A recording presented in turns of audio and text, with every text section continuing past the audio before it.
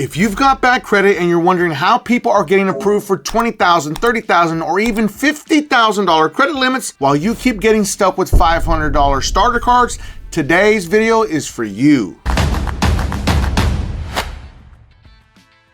But here's the crazy part. It isn't always because your credit score is low. I've personally seen people with a 580 credit score get approved for higher limits than someone with a 740. I know, that sounds insane, right? And that's because banks don't just look at your credit score anymore. They're looking at your entire financial profile. They're asking one simple question. If we hand this person $20,000 today, what's the chance we get back every dollar? That's it. So today I'm going to show you the 5 things banks actually want to see before they start approving high limit credit cards, even if your credit isn't perfect. And trust me, number 4 is the mistake I see people make every single day that keeps them stuck for years. But before we jump in, I want you to let me know in the comments, what's the highest credit limit you've been approved for? Was it 500, 1,000, maybe 10,000? I'm curious to see where everybody's actually at. Now understand, there are going to be 5 very important steps that you cannot miss. So let's go and start with number 1. It's my favorite. You need to stop applying for every credit card you see. Yes, I said it. Let's be honest for a second. Some of y'all are applying for credit cards like you're speed dating. You see somebody on TikTok say, I just got approved for this card. And then 5 minutes later, you're on the application. Denied. Then someone else says Chase is approving everybody. Denied. Capital One. Denied. American Express. Denied. At this point, your credit report has more inquiries than a homicide investigation. Every hard inquiry tells the next bank you're aggressively looking for credit, and that's a red flag. It makes lenders think you're desperate for money, and desperate borrowers are statistically riskier borrowers. Instead of chasing credit cards, become the type of customer banks want to chase. That's a completely different mindset. The people getting those huge limits usually aren't applying for 10 different credit cards every month. They've spent time building a strong financial profile first. Because trust me, one $25,000 approval feels a whole lot better than getting approved for 5 different credit cards with $500 credit limits. But just keep it real for 5 seconds and tell me in the comments, is this you? Now let's move on to number 2. Build relationships before you need money. Here's something that drives me absolutely crazy. People will ignore a bank for 5 years, then randomly wake up one morning and think, you know what? I think they should give me a $25,000 credit limit today. Why? They don't know you. Banks are just like people. The longer they know you, the more comfortable they are trusting you with their money. And that's exactly why relationship banking is so powerful. If you know there's a bank or a credit union you eventually want a credit card from, don't make your first interaction a credit card application.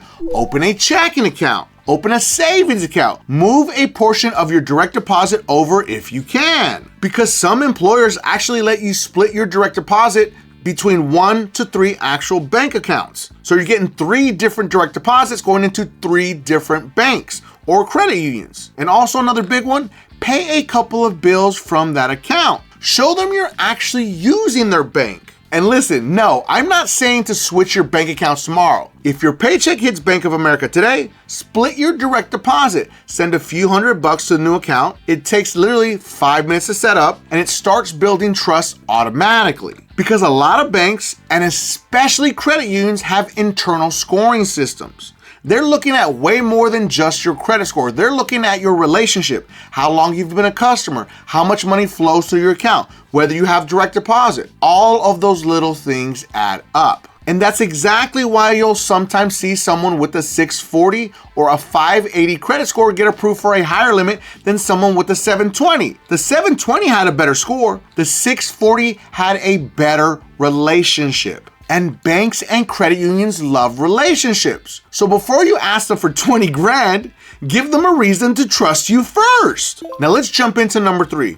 Build the credit profile banks actually want to see. Yes, that's actually a thing. Because remember, the name of the game is to become a low risk borrower. We don't want to be a high risk borrower. The key words are low risk borrower. And here's where I see people mess this up all the time. They become obsessed with their credit score when they should be obsessed with their credit profile. Those are 2 completely different things. I want you to think about this for a second. Two people can both have a 680 credit score, but one has 3 maxed out credit cards, 6 hard inquiries, and 2 collections. The other has low balances, perfect payment history, and a solid mix of credit. Same score, completely different borrower. Which one do you think the bank is handing a $20,000 credit limit to? Exactly! Banks don't approve credit scores, they approve risk. Your score just helps tell the story. So if you want higher limits, you need to start building the kind of profile banks love to see. That means making every payment on time, keeping your balances low, having more than one account reporting, and showing that you can manage credit responsibly over time. And please, can we please stop believing the myth that you need to carry a balance to build your credit? I don't know who started this rumor, but they deserve jail time. The only thing carrying a balance builds is interest for the bank. Yes, even if it's $5, 50 cents, or $10, you're giving the bank free money for no reason. I want to give a special shout out to all my beasters out there that are working hard to fix their credit using Dispute Beast, the most advanced AI credit repair software ever created that comes with a 110% money back guarantee. But specifically to Brandon, Brandon's credit score went up 185 points after just 1 round with Dispute Beast. And Ashley's credit score went up 218 points after just 2 rounds with Dispute Beast. But let's not forget about Julio. Julio's credit score went up 266 points after just 1 round with Dispute Beast. Dispute Beast link is going to be pinned at the very top of the comments and in the video description for anyone that needs to fix their credit. But here's another mistake I see all the time. Someone gets a $500 credit card, immediately spends $490, and then wonders why they can't get a higher limit 6 months later. From the bank's perspective, you just show them you needed every dollar they gave you, and that's not exactly confidence inspiring. But here's the thing. You can use those $490, but you have to pay them off immediately, not carry over that balance, destroying your credit score and your relationship if you report a balance. Remember, that's the key, if you report a balance. Instead, you should be using your credit cards like a tool, not a lifeline. Personally, I like keeping my utilization under 10%, but at the very least, staying under 30% when your statement closes. And that's astronomically high for me. Like, I don't believe that anyone should ever get close to 30%. Always stay under 10%. It shows the lenders that you know how to manage credit without depending on it, because it's not a lifeline. It's meant to be used as a tool. The goal isn't to have a perfect credit score overnight. The goal is to build a credit profile that makes a lender feel comfortable saying, yeah, I trust this person with another $10,000 or $20,000. Because once your profile starts telling that story, those high limit approvals become a whole lot easier. Now let's move on to number 4. Stop letting negative accounts hold you hostage. Number 4 is where most people completely screw this up. They've got collections, charge-offs, late payments sitting on their credit report, and instead of fixing them, they just keep applying for more credit cards. Yeah, people actually do that a lot. That's like putting a Band-Aid on a broken arm and wondering why it still hurts. Banks don't expect perfect credit, they expect progress. Pull all 3 of your credit reports, figure out what's actually hurting you, and make a plan. And if you've got inaccurate information, dispute it. If you've got collections, understand your options before paying them. And if you need help, that's exactly why I created Dispute Beast. Because the cleaner your report gets, the less risk you look to lenders and the bigger your approvals become. Because when you take a properly built relationship with a credit union or a bank and you pair that up with a squeaky clean, very pretty credit profile, you become unstoppable. Now let's move on to number 5. Apply smarter, not harder. So let's say, all right, you built a relationship, you've cleaned up your credit, now you've built a solid credit profile. Now it's time to actually apply. This is where people completely blow months of hard work. I see it all the time. Last part's the most important. The first thing you should always do is see if the bank has a pre-qualification tool. Capital One has one, American Express has one, Discover has one. It's not a guaranteed approval, but it'll give you a much better idea of where you stand before you take a hard inquiry. And a lot of credit unions like Navy Federal and PenFed do this also. I'd much rather spend 2 minutes pre-qualifying than collect another denial. And next, look at your credit card balances before you apply. If every card you have is sitting at 80 or 90% utilization, that's the balances that are reporting, you're telling the bank one thing. You need more credit because you're running out of credit you already have. That's not the message you want to send. If you can, pay down those balances down before submitting in an application. It can make a huge, massive difference. And another massive thing that people forget is updating their income. If you've gotten a raise, started a new job, or your household income has increased,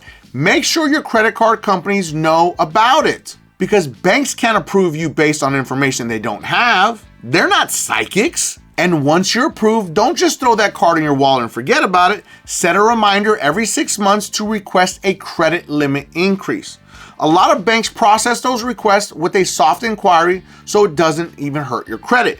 You can always usually do it inside of their bank app. Never ever call and request a credit limit increase over the phone because it's going to cause a hard inquiry. And that's exactly how people go from a $2,000 limit to $5,000, then to $10,000, then to $20,000 over time. It usually isn't in one massive approval. It happens through consistent increases. And here's the thing that people need to understand. Once you get a credit card up to a $5,000 or $2,000, now the bank can see that you are a responsible borrower. And when you go apply to another bank or another credit union, they're gonna say, oh, look it, they have a $5,000 credit card or a $10,000 credit card. So let's give them a $15,000 credit card, or let's just give them a $10,000 credit card. They are more apt to give you a higher limit when you have them already on your credit profile. But if you pull up and you have a $500 credit limit and a $500 credit limit, guess what? They're just gonna give you another $500 credit limit. This is why it's important to start with higher limits and not low limit credit cards. Use them as tools to get to the better credit cards with the higher limits.